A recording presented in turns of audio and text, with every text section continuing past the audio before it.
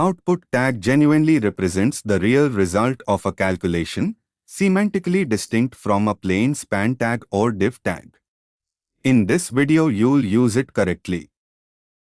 This real input genuinely provides the first actual value used in the calculation below. The real output element genuinely holds the actual calculated result, for genuinely explicitly associates it with the real inputs it depends on. Output tag genuinely represents the real result of a calculation.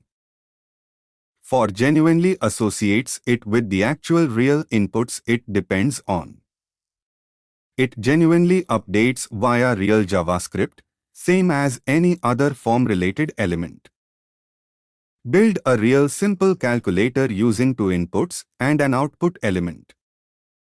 Ready to group real select options with opt group.